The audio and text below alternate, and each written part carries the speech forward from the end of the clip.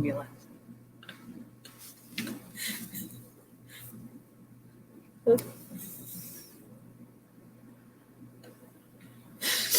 Hello, everyone, and welcome to another episode of A Moment of Gratitude with the Sanctuarian. Today, I am so excited to welcome my lovely mother, Nancy, to talk a little bit about her business. If you want to go ahead and let our viewers know a little bit about what inspired you to start your business. Well, I was living in the Midwest, and it was, no offense, very boring and very, what do I want to say? There was no inspiration. So my brother, wonderful Dr. Christmas, inspired me to do something I love to do. And mine is I love animals. And he just said, what can you do with that? So I made my way west after a couple of years of fighting myself about leaving the comfortable state of life. And I am now out here and I am pet sitting and dog walking. Yes. And so, this is not a green screen. This is our natural landscape that we have out here in California, which is amazing for all of you Midwest people back there. Sunshine, yes, clear skies. Love it. Yes. Are there any tips that you have for our viewers out there who are looking at starting their own business or want to get into something more of like a passion, like for animals? You have to have a great support system. And I've learned that certain people in my life have been very positive and keeping me on track. Even when I slip 2 steps back, there's somebody there making me go those 2 steps forward. And I have to credit Rick Tamlin for that, playing his bigger game. I went to one of his little conventions that he puts on, and I learned a lot from that about myself and what helps me to keep moving forward. So that's wonderful. And do you have a piece of advice that you've been given that really kind of stuck with you? There's always going to be bumps in the road. I guess that's the biggest thing, and you have to figure out a creative or different way to get past those roadblocks in every situation. And I think with a lot of changes, especially 2020, kind of really honed in on that for everybody, where everybody had to just kind of restructure and rethink, okay, how are we going to do business now? Where you're losing that face-to-face interaction. Did you see any changes with your business that you kind of had to overcome or change a little bit about the way that you do business with the pandemic? Well, because my business is basically going into people's homes, it was going to have to be their comfort level. So I have actually had more dog walking clients than pet sitting right now because of course, the pandemic and people are scared to have you in your home. Mm-hmm. I'm a person who is proactive and gets tested regularly on the COVID just to make sure that, I'm not exposing anybody. And of course, I always wear my protective mask when meeting a new client and, being in their home with them.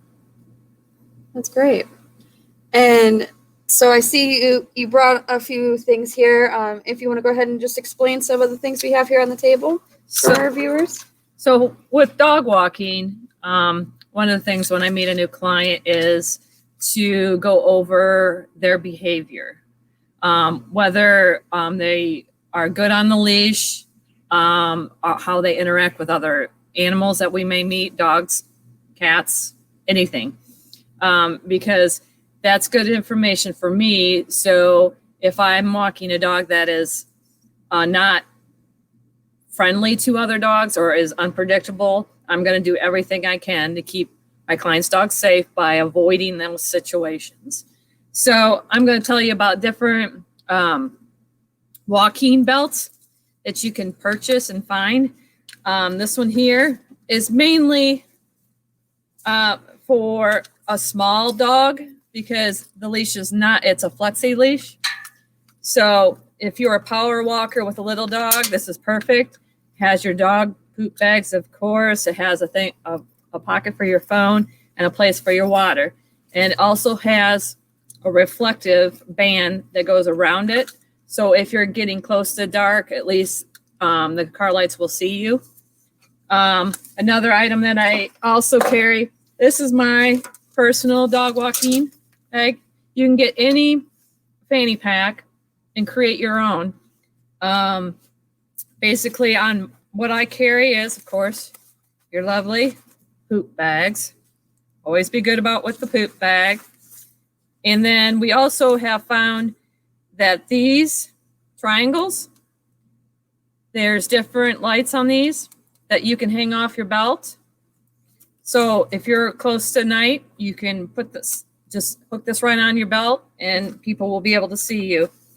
And for those other people, I have mace on my bag for the unfortunate encounter with humans. I also carry a portable water dish. So if you're out and about and it's warm out and your dog needs to get a drink, you have that available to you. One of the other things I do have is, this is another great idea, is you see these everywhere. They're just an actual pen light. And it has a little slit here. You can slide it right on the back of your belt and people can see you at night also. One of the other packs that I use is if we're doing a really long one, then you can go get these. These are just basically a basic hiking pack. So one of the ideas I have for this is carry your water bottle, and then you can remove the other water bottle if it's a 2 holster. And this gives you a pocket. And when you dog decides to take a little doo-doo, you can double bag your poop and slip it in here so your hands are always free. That's a big tip for me, is make sure that your hands can always be free for unpredictable things that might happen. I also have a safety vest that I put in there in case it's really dark at night, because I tend to see people walking and they're all dressed in black with their dog and you can't see them. This helps keep you and your dog safe. There's another piece of equipment you can also use, and it's a headlamp. So if you're walking after dark, you can see what's in front of you. A car can see you coming. It's all about safety when you're walking your dog.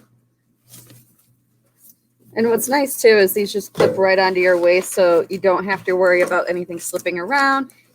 All of these that she's mentioned are also adjustable, so you don't have to worry about it swinging around. You had one other light that it's in the black one, that had a little carabiner on it.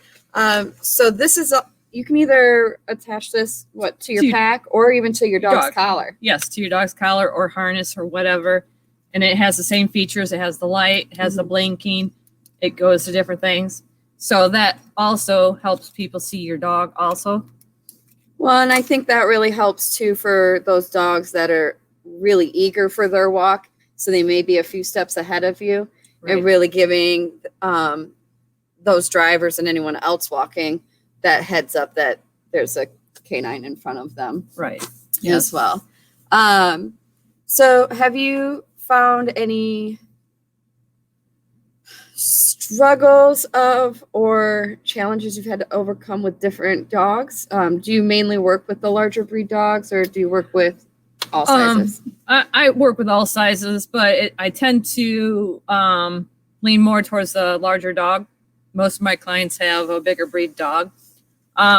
Those in general is a big one for behavior that you need to know a lot about, because you don't want a dog dragging you down the street or making you face plant in the pavement, which that's happened, believe me or not.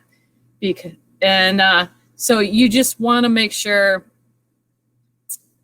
that you're safe, the dog's safe, and you know everything about the behavior. I do walk smaller dogs. Actually, I have a whole clan of Frenchies that I walk. But you have to also know the breeds of these dogs, because like Frenchies with a flat face, you cannot walk them very far, especially if it's hot out, because they can't breathe because of their flat face. So you have to be very cautious and know the breeds on how far you can actually take them on a walk and the temperature that you can walk them. Now, because I live out in the desert, you also have to worry about the heat and the pavement heat. So certain times of day, you're not able to walk your dog because it'll burn their feet. So you need to look at more very early in the morning or very after dark, after it's cooled down for at least an hour or two. Mm-hmm. So those are some safety things that I always, am aware of when I'm walking a dog. Well, and I think too, especially out here, we're in a valley surrounded by mountains where we have a lot of wildlife around. And so because of our temperatures that we have out here, most of the time you are walking at dusk or dawn or after dark. Do you have any tips that you would give them just to kind of be safe walking after dark, besides the lovely reflective gear and all of that? Well, one, you need to be aware of your surroundings and activities. So that's another question I ask my clients. What is your coyote population in this area? Because they come into our neighborhoods here. There's lots of stories of them taking small dogs right off the leash, right out of the backyard. So that's one of the questions I ask is, do you have many coyotes in this neighborhood at dark? What's your comfort level with walking them out here? So that's one of the things I really ask. Mm-hmm. And you mentioned that you do pet sitting as well. And is that something you do out of your home or in client home? It's all done in client homes because I feel personally myself that it helps with anxiety with your animal if they're in their own environment and they're comfortable. And so I just feel that's a good thing. Go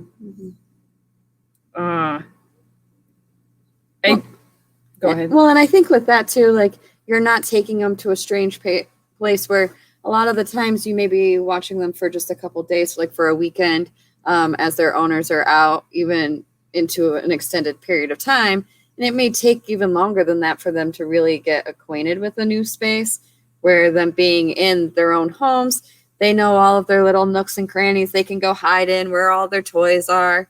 And since we have 3 dogs ourselves, again, you mentioned some of your client dogs aren't really as friendly with other dogs, so that would put an additional stress on them. And trying to see if your pets are going to allow them into the home and be comfortable with them, as well as the safety issue. Right. As well. Yep. I mean, with me as a service, because I come from the Midwest, most of the time when you have me in your home, you come back to this the way you left it, clean, neat, and tidy. Mm-hmm. That's just how I was raised. And your dog is well taken care of. And I will make sure that I send lovely pictures to you of us having fun while you're gone. Absolutely. And do you have experience working with dogs that have disabilities or any kind of limitations physically? I have taken, I'm also certified first aid and CPR in dogs and cats. So I'm aware of a lot of those kinds of health issues and what to work with. I have no problems working with any animal with a disability. Unfortunately, I have not had any, but I worked with disabled adults for 8 years at one time. So I know how it works. Mm-hmm. And it may just even be taking a little bit extra time with them. I know a few of your clients' pets are on the older side as well. So right. It's just kind of, again, where you said gauging the behavior of the pet, what's their pace they're going. And once you start to really get into that routine, I think just both the pet and you feel a lot more comfortable, and then you can start building that up. And do you have any resources or kind of anyone in the pet training or product business that you've kind of learned a lot from? Eric Reyes' Canine Academy was wonderful when I moved out here. I went to a BNI meeting and met Eric. And that's very helpful for people who are just starting out to go to one of those meetings. It's a networking event. And I met Eric. He was wonderful. He gave me my first pet sitting client. And so when I did the meet and greet, it was wonderful. He was high energy. I knew Eric had worked with him. So when I ended up pet sitting him for the first time, I was having issues with him on a walk. And so I called Eric and I said, hey, what do I need to do? What techniques were you using? And he was fabulous. He came over, showed me what he did with him. And like he said, when you're training a dog, it's a constant training. It's constant reinforcing the behavior you want. So I give a lot of credit to Eric for that. That's great. And I know now he's based in Arizona, but a great way is if you follow his page on social media, he gives weekly tips, videos. He'll walk you through different training things that he's running with the dog. So you're able to get some of that knowledge if you don't have it available to you locally. So we have some feedback. D says, good afternoon, ladies. Looking good. Well, thank you. Thank you. And again, if any of you have any questions for Nancy or on any dog walking or anything like that, please go ahead and put it into the chat box. We love to hear from you. Do you have any questions that you have for our viewers today? I would say if you're looking for a pet sitter, some of the things that I would suggest is it's not a spontaneous thing. You would I do a meet and greet with all my new clients because I want to make sure the dog is comfortable with me and that you're comfortable with me. So those are some of the suggestions I have is never just say, okay, you're hired, and not without meeting the person and them not meeting your dog, because the dog sense everything. So they're going to know if you are a dog person, whether or not they're going to like you or not. So that's one of the big tips that I would say is always interview your dog sitter real well and their qualifications and everything. I'm very high on this education thing, making sure my certifications are always done. I take the extra step to be insured and bonded. So I want my customer to feel very safe with me. So yeah, of course. And so where can our viewers find you on social media? Well, I do have a website that you can find. And I also have a Facebook page that you can find. I'm also on Instagram. Yes. Yes. So I try to keep up on, everything that I'm doing and meeting you can meet a lot of my clients on there. Yes. My clients are the dogs, not the person. Just so you know. Yes. And one thing we try to always do is, because I'm her social media manager, we always try to have interactive videos when she's out on walks. So you can actually see how the dogs are behaving with her, see all of her wonderful clients, and just see how happy they are. Another thing is we share a lot of tips on there as well. So that's another thing we'd love to hear back from you. Is there anything that you'd like to see from us or that you're looking to learn? So any kind of tips, things like that, we can definitely incorporate that into our social media strategy. But yeah, I think. Well, I have to give credit to my daughter because if you have several dogs and you have a cluttered area with dog things, check her out because she can help you out with helping that make it more manageable for you. Thank you. So last question today is my series is called A Moment of Gratitude. What are you grateful for? I'm grateful for being healthy right now and living through this pandemic and still being able to do what I love to do. That's what I'm grateful for. And all the great support people that I have in my life. Yeah.